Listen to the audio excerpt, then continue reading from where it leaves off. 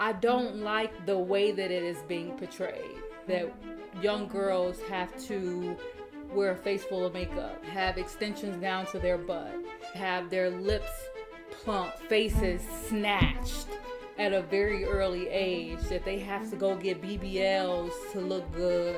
Some stuff needs to stay traditional, and that is a woman, a young girl, or a woman my age, 33 years old, can look tasteful still by being covered up.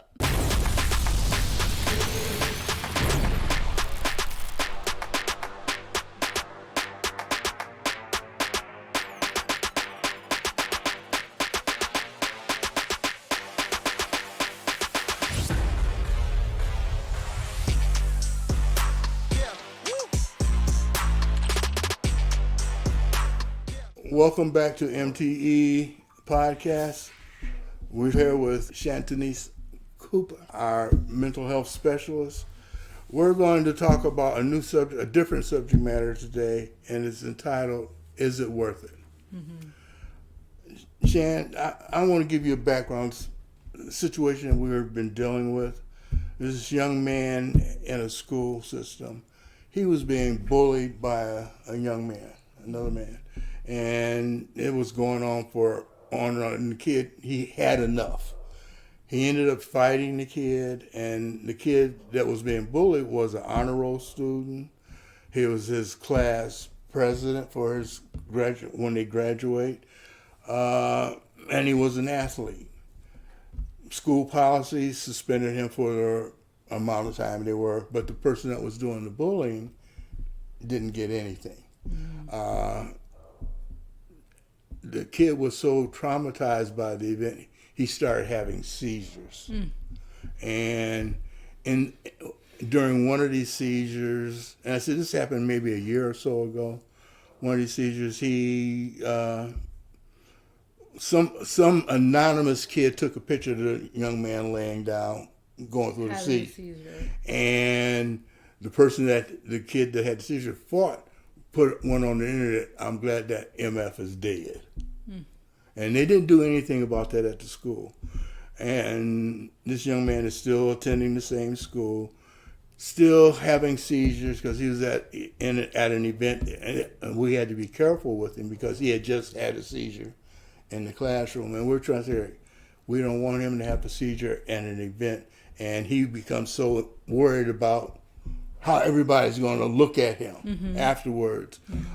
He also tried to kill himself since all this stuff is going on. Right. And the school is kind of like, well, we followed our protocol. We suspended him.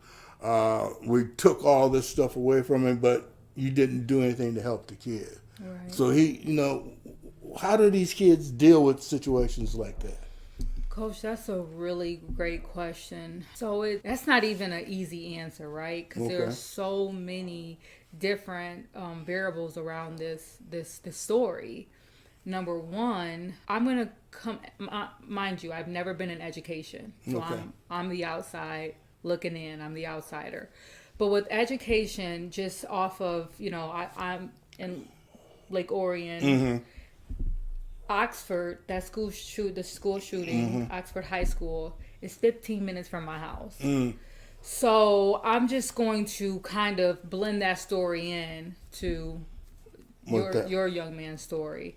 A school can only do so much when it comes to cyberbullying because our children, right? Like, usually the adults don't get involved until the very end, until it has really escalated. But also, you have teachers that come there to do a job, right? They are not trained to be therapists. Good teachers, like yourself, that's just who they are. They're just naturally empathic people, so they have that PhD degree from the streets or from their own trauma. They have that PhD degree of mental health, so they're able to de-escalate and calm situations down before they escalate. But a teacher that is, that has his or her degree only in, I don't even know, like liberal arts or whatever teaching degree that you have, they don't have the skills, they don't have the mindset to handle things like that. You know, we live in a time now where you can get sued for any and everything. Right. You know, he say, she say stuff. I mean, there are so many different variables that I feel for schools where it's out of their job scope. It is out of anything that they could do. So I don't really have all the details to speak on whether I think that they handle things fairly or anything like that. I just know that from a school perspective, it is not so black and white like we think it is. Mm-hmm. It is not. So, I mean, you and your parents and children could come in. I could just go off of my personal experience where there was a time in 4th, 5th grade where my daughter was being bullied. And it hit me hard because as Mama Bear, I wanted to go into school and show my ass. I can't do that, right? Because that embarrasses her, number one. And what does that do? What does that do? It doesn't do anything. It doesn't solve anything. So I had to go in. I had to take the proper steps, check myself first, go into the school, meet with the principal, right? The principal sits down with my daughter and myself. We explain to her what happened. 2 days later, she sits down with the girl that was picking on Shamira, and it got worse. And that caused my daughter to shut down because it was, hey, it was bad, but it wasn't as bad. And now that I've told it got worse. The adults, it's getting worse. And now I am losing friends because I am being labeled as a snitch, right? So my heart hurts for these kids because a lot of times our kids suffer in silence based off of things getting worse. I do think that there needs to be a lot more psychology courses in our schools at a very early age. I think there needs to be a lot of like more martial arts classes. I think there needs to be a lot of sports where it doesn't just focus on the fundamentals. Mm-hmm. It focuses on all around the mind, the body, the soul. I think that if we step away from some of the academics, that I feel like these 6 classes that these kids have are a joke nowadays. You know, if I ever owned a school, 1st grade you will be learning about finances and credit.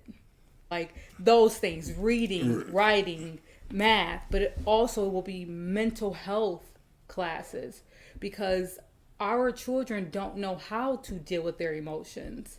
And if you don't provide a safe space, it just gets that much more complicated. So go ahead. So if I were a child that was being bullied, or if I was a teacher or a parent of a child that was being bullied, let's just go from an adult perspective. If I was a parent or a teacher and knew that a child was being bullied, I would get to know that person, right? Mm-hmm. And I would find out if they could identify with that bully in any way. Because sometimes our kids get caught in these situations and maybe they were the bully first. Right. And then there's more to it. It done got switched over and you like, oh, I can't pick up what I throw. I can't dish it. Yeah. So it's understanding the situation and how you could help, how a parent could help or a teacher could help that child understand the situation is by removing that bully's head and placing your head on that bully. And if you can identify with that bully at all, that's step 1. Mm-hmm. That's step 1 of forgiveness and understanding. Step 2 is, the older they are, the more complicated it is. But bringing them in an office or a classroom setting, not talk about the problems, force them to play and interact. They got a game. I have this new cool game, and it's a 2-player game, and you can't play this Xbox game unless it's two people. Right. And this is your partner for the 45 minutes that y'all are in here. And resolve and, it. You know, you got to get creative with resolving it, and you then have to go to that bully and find out their story. Kids don't wake up wanting to fight. They don't wake up with hate. They're taught that, or someone at home is doing that to them, and they can't go to that adult and beat that adult up. So they're going to find somebody at the school level that triggered them. You could look like my brother. My mother is my brother's favorite, and she loves him more than me. And every time I look at you, you a trigger. Okay. So I mean, I never thought of it that way. Yeah, so I know I gave you such a long-winded answer, but it's just deeper than what can one person do by being bullied, because you have to understand both stories. Okay. Now, if a person is being bullied, what role can sports play? You know, right now the biggest thing in sports is mental health. Mm-hmm. You know, is it? Yeah, a lot of these athletes, professional, amateur, whatever, they're getting into this, like this young man. They're suspected of killing his mother. Mm-hmm. You know, he was out partying for a while, and he knew his mother was dead, mm-hmm. and he knew the police was looking for him, but he out partying. Mm-hmm. You know what I mean? So it's a whole lot of things going on as far as athletes and sports and mental.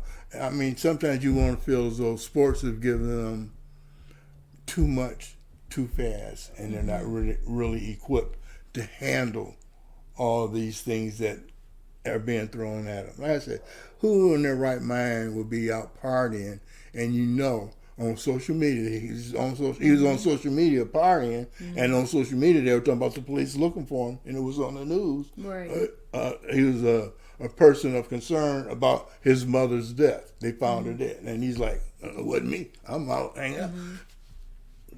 Who would think like that? What kid wouldn't he seem like he would want to? I'm gonna turn myself in. I'm gonna find out what's going on, what happened. So you know, I'm just trying to figure out. Yeah. What? Your perspective on sports, mental health, especially at the high school level kids. I'm gonna be this, I'm gonna be that, and I'm gonna be able to do all this. And dude, there's 32. 16, I don't know how many NBA teams. They have 10 players. There's 300 some people, maybe employed, and you're saying you're gonna bank your life on this? Okay, let's look at the crunch the numbers. You had two questions. First question was, who in their right mind, knowing that their mother she was murdered. She was murdered. So that his mother is killed and he's out partying, doing whatever. Again, me not knowing this person, we all know that social media, news, they paint their own narrative. Right. They have their own.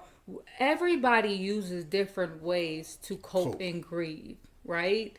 And what may be acceptable for me may not be feasible for that person, right? We don't know the relationship he had with his mother. Just because someone is not grieving in public the way we want them to, or we don't know what they're doing in private, right? So without knowing that person, not what I read, without actually personally knowing that person, I can't really give you my thoughts on it. Because how old was this? Early 24. Okay, so yeah, you got his homeboy. I mean, think about it when you were young. Somebody, pass away in your family and you're young. Your homie's like, man, I ain't about to be sitting up here crying with you. Come on, let's go see this girl. Let me get you out of this. Yeah. I ain't about to be doing all that with you. We don't, and that shows you also. I want to point something out is that young men, at a very early age, are not taught how to deal with their emotions. Yeah.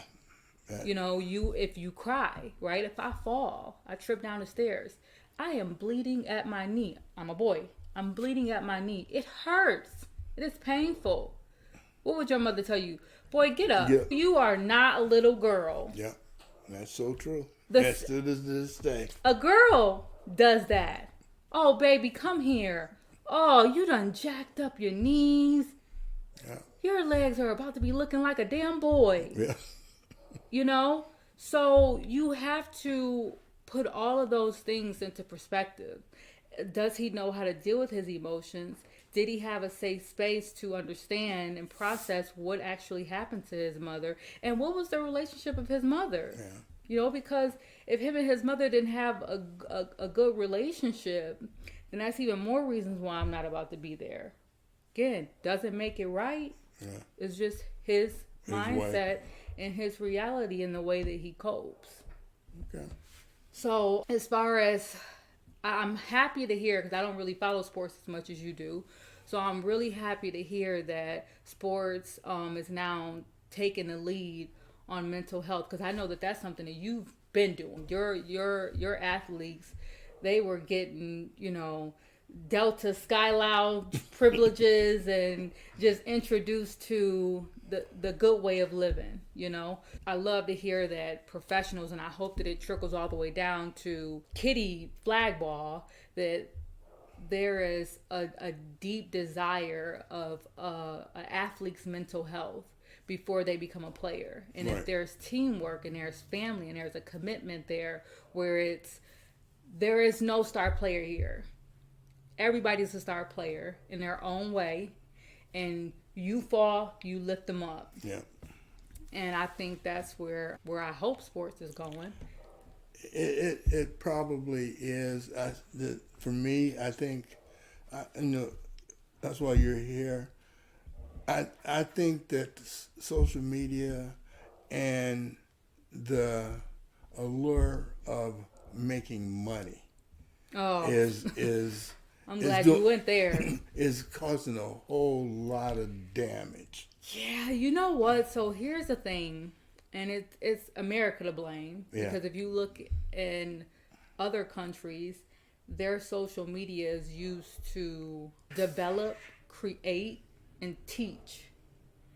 And I don't know where we went wrong, us as a whole, us as Americans, where we have just used social media as this get-rich scheme. I've never seen so many kid millionaires in my life. Yeah. You have everyone trying to, how it was a thing, right? Keeping up with the Kardashians. Yeah.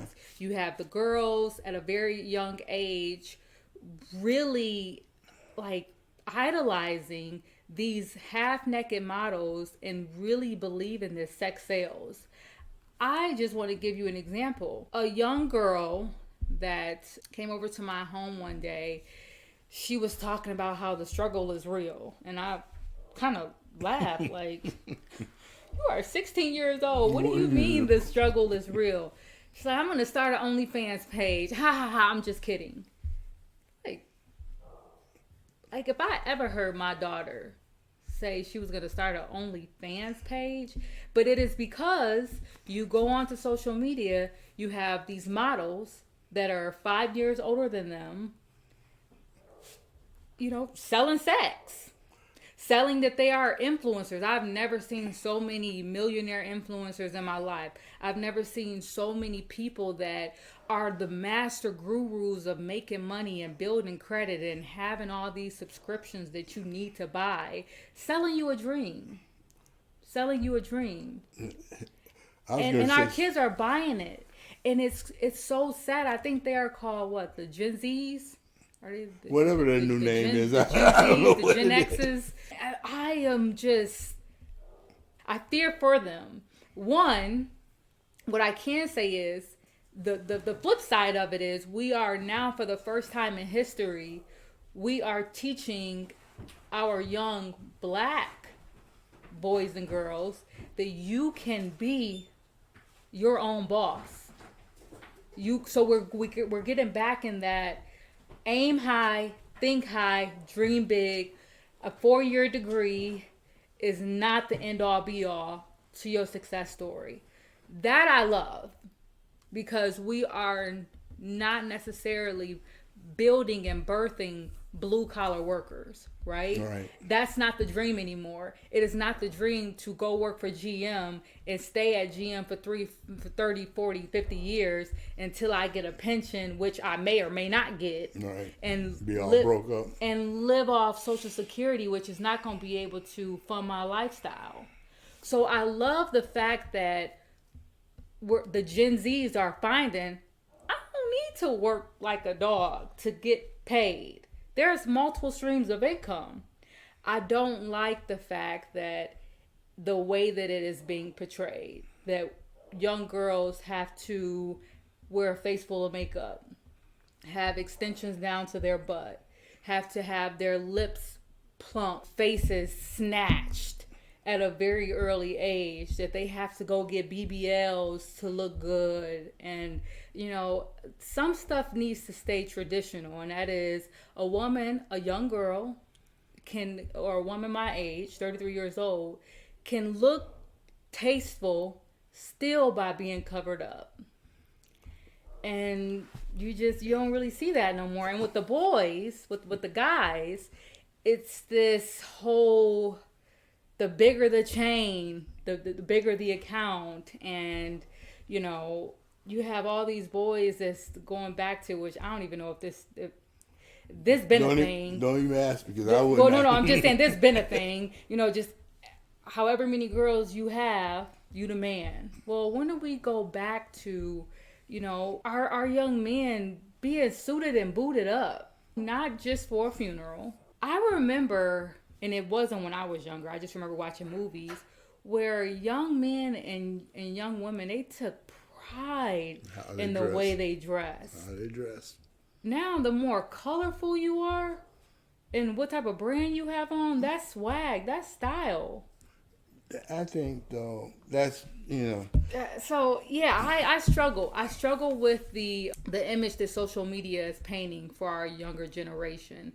I struggle with that. And it also, it puts more pressure on a child not being a child. It puts more pressure on them thinking, I have to wear this. I have to get this. I have to post at a certain time so that I could secure a certain amount of likes. Like, this is the validation that I need. And I'm sad for them, because that's such a lack of self-love. And that's where cyberbullying comes in. Yeah, I think you've hit it all on point, because I had the kids at the schools, and when I talked to them, and I said, well, I came out. I'm quite frank. I said, I came out in '68, and one of the kids said, well, didn't you guys have slaves back in 19? Oh, wow. So you don't even know your history, boy. I looked at him and said, no, we didn't, but I lived through Jim Crow. Right. And he said, what do you mean Jim Crow? I said, during the 50s and 60s, when I was your age, there's certain things we couldn't do. Yeah. Certain things that we had kept it separate. You're able to do those things now because of the sacrifices that people made prior to you. Oh, that's old school. We've moved on beyond that. I think what social media has guided these younger people into doing is to forget about the history the elders are trying to communicate to them. Yes. You take the knowledge and you adapt it to what's current. And you teach one just because you understand that the more people that's up, like, there's room for everybody. Yeah. Not selling them a subscription to get the tea, Is that really teaching? If somebody is going to charge me to have the playbook of their success, am I really that foolish to think that they're gonna give me the whole entire playbook? I mean, you throwing these acronyms at me. I'm like, okay, the T. I'm trying. So basically, and then what's the one for the girls are putting on? Well, no. So what I'm trying to say is, everybody wants to understand how to get rich so quick, right? And you have these influencers that have paid ads, or some of them have so many followers that they don't need paid ads, but they'll say, I have made a blueprint to show you, to secure $10,000 to $20,000 a month. And if you buy my ebook or if you join my tribe for $99 a month, I am going to give you everything. Am I that foolish? And these people are. Yeah. Am I that foolish to think that this person is going to give me the exact blue book, all her juices, all his gems, for me to be as successful as that person? No. These devotionals, I've purposely bought about 6 or 7 devotionals, right? Daily devotionals. And I did a study because I wanted to understand. What is this dream that everybody's buying? Because I'm so lost. I'm lost. So I purposely bought 9 devotionals. And I flipped through the devotionals. And I'm going to just throw the names out there because I bought them. 369 method. It's called 369. It's Project 369. That was one of them. Everybody had their own spin, but they were all the same thing. And this is how they get people, because you're not really understanding the person, the owner of this devotional has really devoted themselves to the reason why they are the reason why they're the person that they are today. They've gotten up every day at 5 a.m. They have made it their decision to make their routine rituals their Bible, literally live by it. They know the average person is going to drop out after 7 days. They know the average person is going to stop doing it after 20 days. So you have to do it. And you are dependent on another human being to help you get to success. It don't work that way. You got to wake up one day and just be tired of being broke, and at all costs, you got to hustle. You got to grind. And our Gen Zs are being taught and groomed that just listen to this podcast every day. Just do this, just do that, and the money just gonna fall. Sit down in a room, manifest. I'm so tired of hearing the word manifest. Because it has been, how do I say this? It has been turned to something that it's not. And people think that if you just sit in a room and meditate and focus on millions of dollars, that one day you're going to get a check for $1 million. And that is not how the real world works. As a parent, I think one of the solutions are, and again, I'm still learning the playbook of parenthood. Get your kids active and keep them active and busy at a very early age. Kids they don't stress easily like we do. So the more you throw at them, the more you are building their tolerance to adapt with pressure. And I think that's where we failed our children have failed themselves, is they don't know how to deal with pressure. So one of the things I would say, as early as 4 years old, figure out what language they enjoy, whether it's your native tongue that you don't know, or just, hey, what's the language that you want to know? I want to learn French. Give them a language to learn at 4.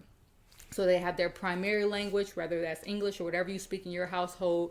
Then they have another language. Then you're going to enroll them in piano. And the reason why I say piano is because piano, which is what I did with my daughter, piano is the toughest instrument to learn. But as a child, it is the easiest. It is the easiest. Because of their brains are sponges. I watched my daughter, I forced her into playing piano. She never wanted to play piano.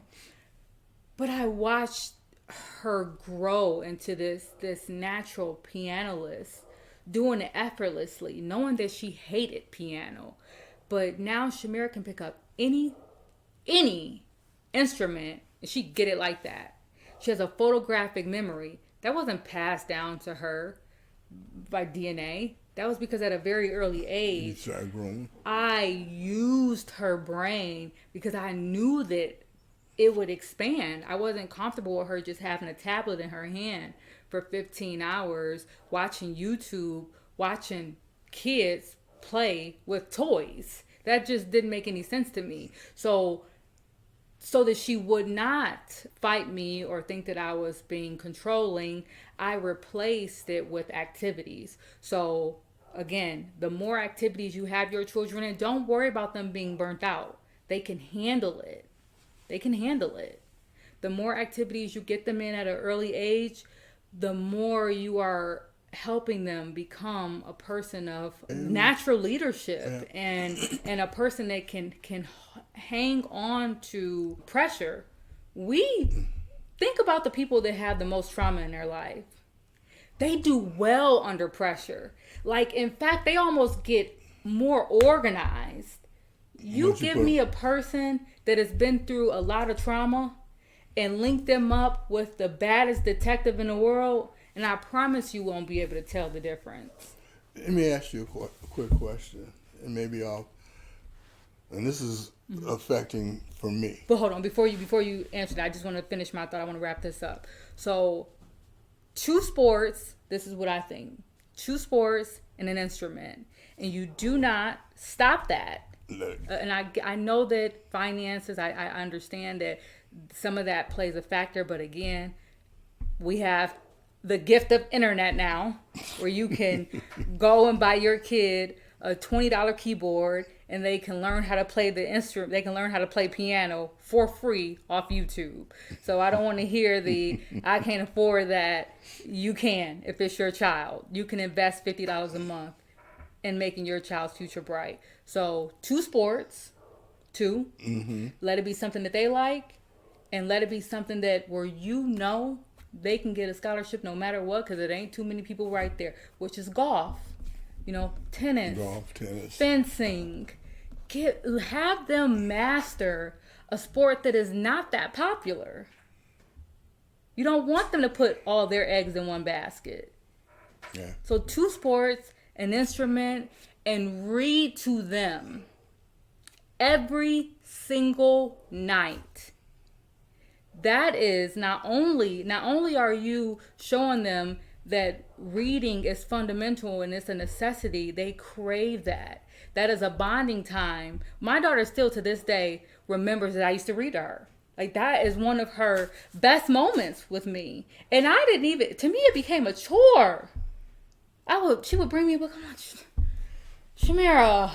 But she loved it. And guess what? When she's bored, she's reading. We have to get our children back to reading. I don't care how many audiobooks there is or how many apps that you can download that can read to you. It ain't nothing like reading a contract. Let's talk about sports. It ain't nothing like being able to read your own contract from start to finish. Yeah. So that's my theory. Well, hey, Shan, we could have you talk forever on any and every subject, but one thing I was going to go to was when you said kids under pressure. Mm-hmm. Adults under pressure. I work best because I procrastinate. Mm-hmm. I wait till the last minute to do everything. Mm-hmm. Then I'm so channeled in that bam, bam, bam, bam. Right. And I said, why did you wait till the last minute? Because I know I can. So I'm going to challenge you on that a little bit. It's because you knew you can, but it's also just the way your brain was developed. Yeah. ADHD is a real thing. ADD is a real thing. And we all suffer from it. What I'm not going to, promote is going to your provider and having them prescribe you a drug to help you focus. That's what I'm not going to promote. Yeah. There's too many natural supplements and diets and things that we could do, mental exercises that we could do to not cure it, but to help build a muscle. I think that ADHD is a lack of a muscle that is built in our brain. And that muscle does not get stronger because we force ourselves to read. That muscle gets stronger because it knows that it's getting a present. So what I do, so it helped me build my muscle of ADHD, because I am a procrastinator. I will wait to the very last minute. I'm unmotivated. My brain is unmotivated. So to help my brain get motivated so I can get shit done, I have to give myself a treat. I have to promise myself a treat at the end of the finish line. It's like your kids when you want them to do their chores. Come Friday, Yeah. if those chores are not done, you are not going to Billy's house. Yeah. Come Friday, if those chores are not done, you are not getting your weekly allowance. It is that carrot that is being dangled where a child is like, I got to get this done. Well, that's no different from being an adult. If it's all work, no play, if it's all chores, no play, you have to give yourself a gift. And that naturally builds that muscle of, if I do this, then I can stroll for 15 minutes. Yeah. If I do this, I can go do that. If I do this, I'm going to go buy myself a shirt. You know? So I don't want you to think that that you have control over your mind that is procrastinating. You are just unmotivated. Yeah. Okay. Now there are again, I'm going back to so many things. I'm gonna touch on this. I know time is running. Story time. Okay. When you said that, I said, "Now I'm gonna forget about what I wanted to talk about." This. I can bring this one in and say, okay, where I'm always coming from the Black community perspective. Correct. Yeah. Everybody says it takes a village to raise. Yeah. And if you look back at our history and our traditions, the elders had story time with the younger kids. Absolutely. They sat down and told them stories. As a people, we've gotten away from that. Yes. And when you touched on about that was the best time you had with your daughter, and you didn't. And we need to get back to that in some form of way. That as a community, as a group setting, we're able to tell stories, teach our younger generation about Connect. With that. I'm going to put you on the spot. Mm-hmm. My goal is to be able to have you on regularly and do a call-in. Okay. For people to call in, because you've got so much knowledge that could help people out there. And for me, it's a waste of me not to try to put you in a position that you can spread your knowledge to everybody in the community. Well, thank you for believing in me like that. Yeah, I think thank you. But with me, the reason why I have the knowledge is not because I was born with it. It's not because I had parents that poured into me the knowledge that I have. It was my need, my desperate need and want to understand the human's brain. I thought for such a long time something was wrong with me. And I was one of those kids that I was embarrassed to ask for help. So I suffered in silence a lot. And I wanted to get down to the root as to why does my brain either think different? Why do I do the things that I do? Or why does my brain not process things the way that other people's brain? Why does it take me to read the same page twice, but it will take somebody else one time? Why does it take me to, have to read a lecture and then go back and listen to the same lecture? Mm-hmm. And in order to understand that, I had to do some deep dive searching, some research. I read a ton of books. I taken a ton of psychology classes, and it is because I just wanted to understand. And like you said, we're going to talk back culturally.